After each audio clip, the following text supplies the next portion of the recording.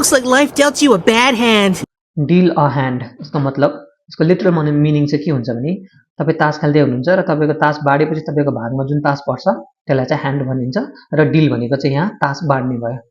So तपाईको भागमा जुन तास परेछ अब तपाईले त्यही खेल्नु पर्छ त्यसलाई चेन्ज गर्न पाउनुहुन्न राम्रो नराम्रो जे भए पनि तपाईले अब त्यही अनुसारको भोग्नु पर्ने भयो यहाँनिर इंग्लिशमा चाहिँ यो फ्रेजको मिनिङ चाहिँ हुन्छ तपाईको भाग्यमा जे परेछ त्यो तपाईले भोग्नु पर्यो life dealt me a bad hand भन्नुको मतलब हुन्छ जिन्दगीले चाहिँ मलाई नराम्रो चीजहरु भोग्न बाध्य बनायो अथवा भोगायो अब यहाँ डेल्ट भनेको चाहिँ डिलको पास्ट टेन्स भयो पास्ट टेन्स V2 र V3 चाहिँ डिलको डेल्ट हुन्छ so life dealt me a bad hand जिन्दगीले चाहिँ मलाई नराम्रो चीजहरु भोग्न पर्ने बनायो यानी कि तपाईको भागमा चाहिँ नराम्रो तास पर्यो जिन्दगीमा जिन्दगी चाहिँ एउटा तास हो भने तपाईको भागमा चाहिँ नराम्रो तास पर्यो अब तपाईले चेन्ज गर्नुहुन्न जे छ त्यो खेल्नै पर्यो तपाईले धेरै हार्नु पर्ने भयो अब त्यस्तै गरी जे लेखेको छ मैले त्यो भोग्नै पर्छ भनेर भन्नु पर्यो भने त्यसरी भन्न पर्ने हुन्छ I have to play the cards I am dealt भनेको मतलब मेरो भागमा जुन तास परेछ मैले अब त्यो खेल्नै पर्छ त्यसलाई चेन्ज गर्न पाइदैन त्यस्तै गरी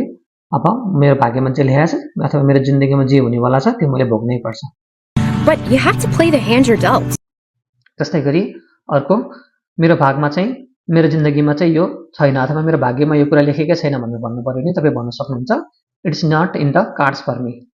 यो मेरो भाग्यमा छैन it's not in the cards for me It's never going to happen for me. It's not in the cards for me. It's just not in the cards for me. You never know what hand you're going to get dealt next.